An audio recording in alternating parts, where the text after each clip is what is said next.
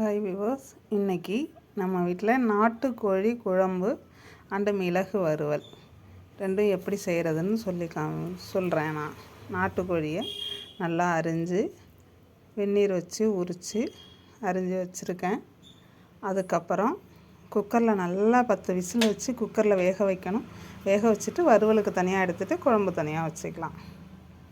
குக்கரில் கொஞ்சமாக இஞ்சி பூண்டு பேஸ்ட்டு, இங்கே பாருங்கள், கொஞ்சமாக இஞ்சி பூண்டு பேஸ்ட்டு போட்டு நல்லா நுணுக்கி வச்சுருக்கேன். அதை போட்டு வேக வச்சோம்னா நல்லா சீக்கிரம் வெந்துடும். இன்றைக்கி வேதாரண்யத்துலேருந்து என்னோடய ஃப்ரெண்டு ஒருத்தவங்க வரேன்னு சொல்லியிருந்தாங்க. அவங்களுக்காக இதை ரெடி பண்ணேன். பட் அவங்க இப்போ வரலை.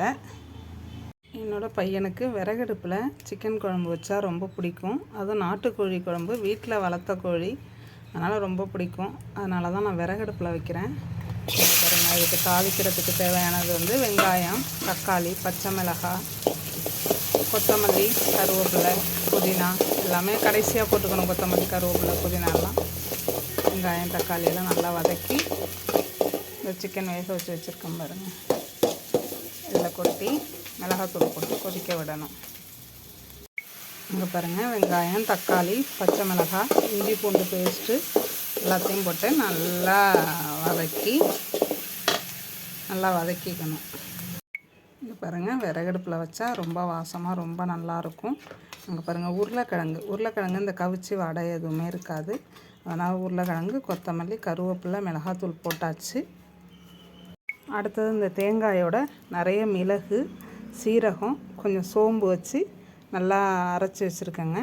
இந்த விழுதை எடுத்து அந்த குழம்புல கொட்டி வேக விட வேண்டியது தான். அவ்வளோதான், கோழி குழம்பு ரெடி.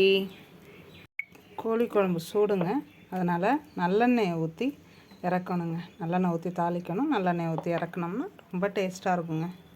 இதை மாதிரி நீங்களும் செஞ்சு பாருங்கள். எப்படி இருக்குன்னு எனக்கு கமெண்டில் சொல்லுங்கள். ஓகே. சிக்கன் வறுவலுக்கு இது ரெடி ஆகிட்டுருக்கு. அங்கே பாருங்கள், இது நல்லா ட்ரை ஆனோன்னே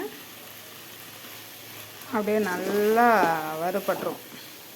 65 பண்ணலை நான், இது நாட்டுக்கோழினால பெரட்டின மாதிரி வறுவலும் குழம்பும். ஓகே, பாய், வாங்க சாப்பிடலாம்.